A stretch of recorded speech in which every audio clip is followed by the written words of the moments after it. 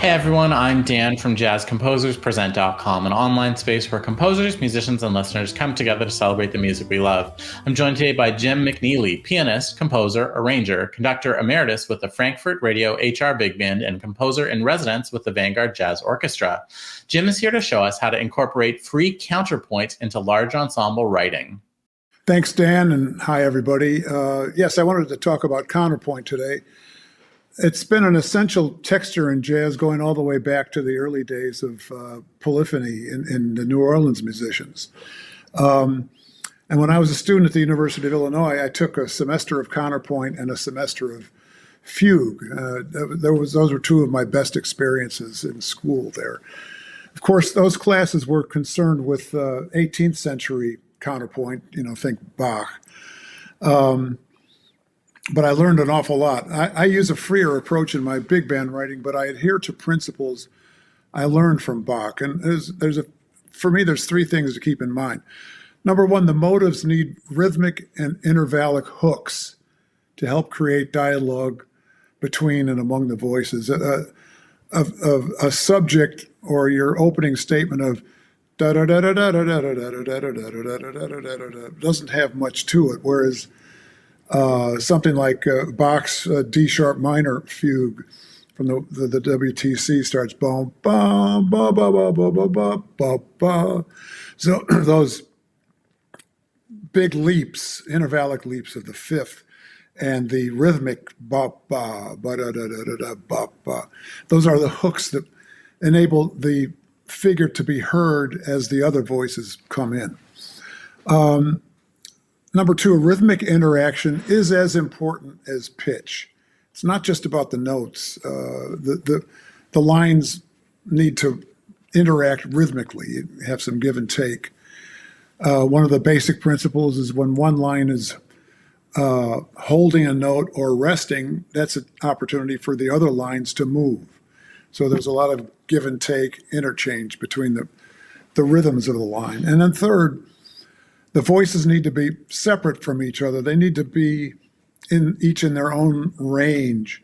Now they can cross into each other's territory once in a while or bump into each other, but they need room to breathe. Years ago, somebody asked me if there's a book available on jazz counterpoint, and I told them, and I was very serious. I said, yes. It's called The Well-Tempered Clavier, Bach. That to me is the master handbook in writing contrapuntal music, especially in a tonal kind of aspect. So I'm going to deal briefly with two pieces of mine. The first is called Ad Parnassum. It's from an album I did about 10 years ago, 20 years ago, with the Swiss Jazz Orchestra. Dedicated to the paintings of Paul Klee, the Swiss artist.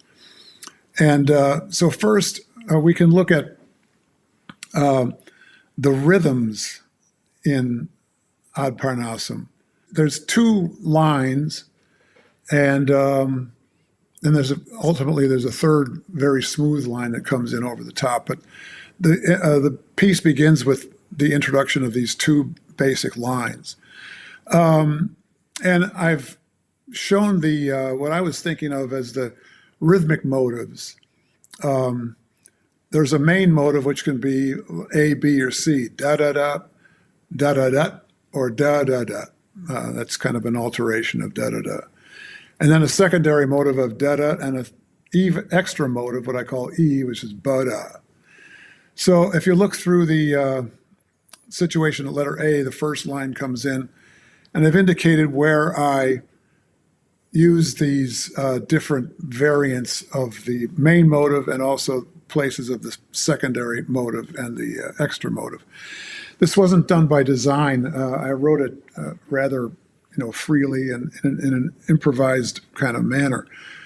But then when I looked at it, I realized this is what I had done. And the other thing that was important was when I wrote this first line, I left space because I knew there'd be another line coming in. So I didn't want to fill up the first line with a lot of space because I knew I wanted to leave room for the other line. So then if we look at letter B, this shows the interaction between the two. Sometimes they're echoing each other. Right in the first bar, the top line goes da da da, and then the second line goes da da da da. So it's like the main mode of A with a pickup, da da da da. And so there's stuff where the ideas are being echoed between the first and second lines.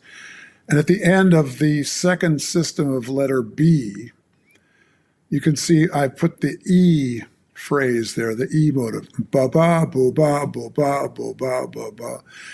And the second line is ba ba ba ba ba ba ba ba. It's shifted over a half of a beat.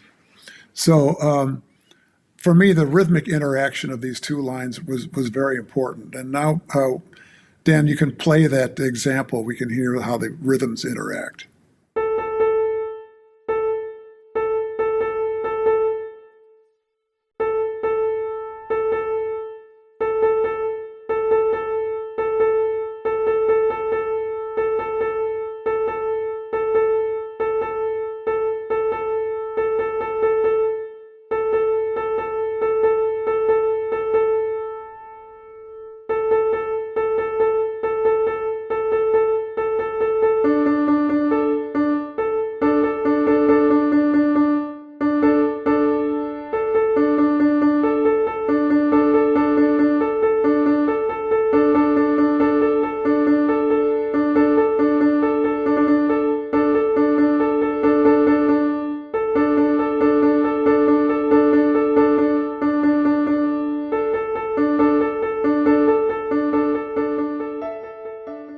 That's the rhythmic content of the first two phrases of this section.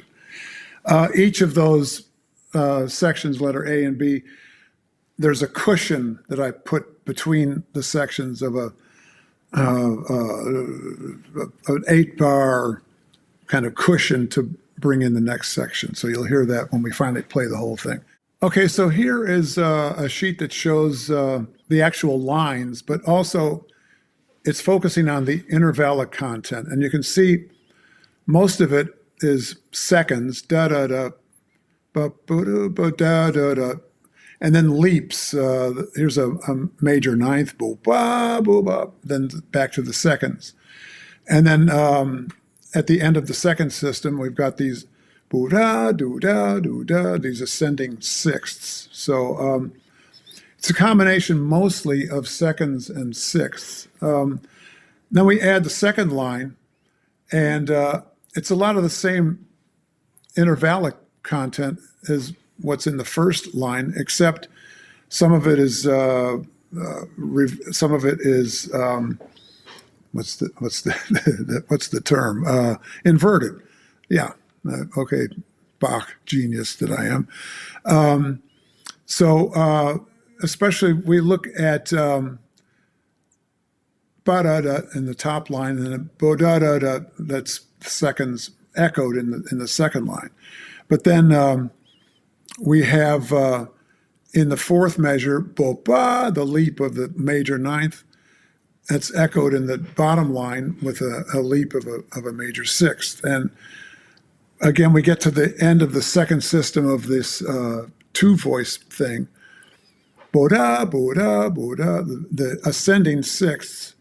And that's echoed in the lower line with descending sixths. Ba-bo, ba-bo, ba-bo, ba-bo. Again, shifted 1/8 note to the right. So, and again, this intervallic content was not a conscious decision on my part, but it was just kind of the way it came out. I thought, especially keeping in mind that the attention that the ninth and the sixth draw to themselves as things get more thickened, we can hear that motion clearly. So now we can look at the whole graphic for the whole intro to Ad Parnassum, or the whole introductory piece.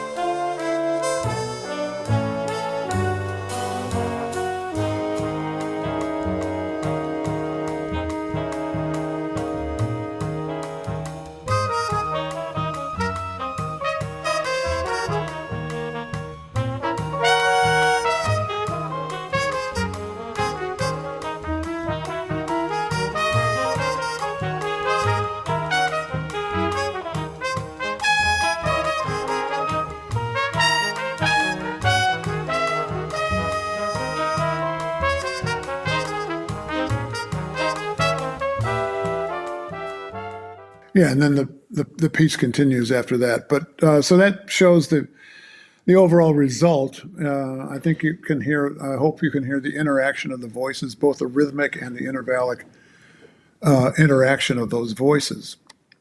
So this was what I wrote for the Paul Clay project. A few years later, when I started working with the Frankfurt Radio Big Band, I did a project with Dave Liebman and Richie Byrack, and I wrote a piece for them called "The Sky's the Limit." And it was going to be, I wanted to write a 12-tone piece for them. So first, I constructed a matrix of all the different variants of the row. We have that here. And that's basically what I had to choose from. So I decided to limit the versions of the row to just a few. So if you show the next graphic, it shows basically there's 4 voices. The first one is O6, I6, R4, and RI4. That's original inversion, retrograde, and retrograde inversion. And that pattern keeps repeating, but not the rhythm changes all the time. The rhythm is getting more and more compacted as we go along. And then voice 2, it's the same series in all the other voices. So some version of O, I, R, and RI with a little extension. So voice 2 is a major 6th below, and it's 81 measures long. The whole thing is 90 measures, which voice 1 contains. Voice 2 comes in, it's 81 measures long. Voice 3 comes in, it's 66 measures long. It's an octave and diminished 5th below. And then voice 4 comes in 2 octaves and a minor 3rd below. It's 25 measures. There's an auxiliary voice that comes in toward the end, and that's a different construction. I think I just wanted to put in something to kind of thicken the pot. So that auxiliary voice, it's a rogue character coming in toward the very end. So, and like I said, the rhythm starts out each line quite sparse, and as it grows, it gets more and more compacted, and then finally, the whole band is playing all at once. So here's how this sounds.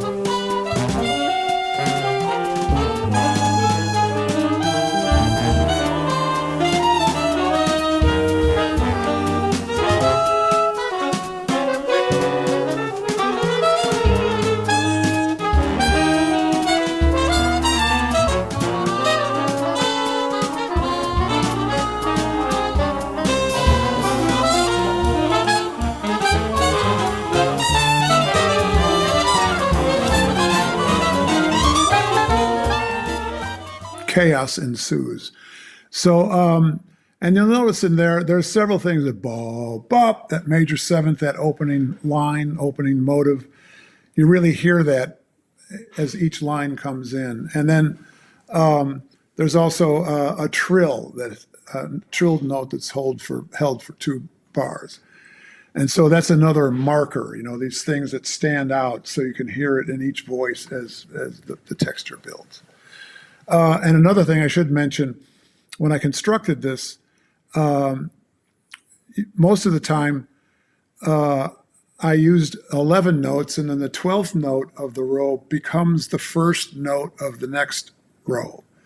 So I elided everything together. So that meant really it's like a big chain that keeps circling around back to the original version. So these are a couple of examples. I've written a lot more counterpoint in my time, and there are a couple of people that I think of, like Bill Holman writes a lot of counterpoint. And there's a guy used to work with the Danish Radio Band, Ray Pitts. Nobody's heard of him, but he used to write some interesting counterpoint. So I think, and certainly there are many others. So it's a nice texture that gives an alternative to the typical vertical orientation of so much large ensemble writing. And I think it's really worth checking out if you haven't before. And if you have checked it out before, do some more. It's great. Thank you very much. Thanks for watching today's mini lesson. Be sure to like, share, and subscribe. Drop any questions, comments, or suggestions for future videos down below. To watch our full-length events and participate in live Q&As with our presenting artists, head to jazzcomposerspresent.com. Thanks, and we'll see you next time.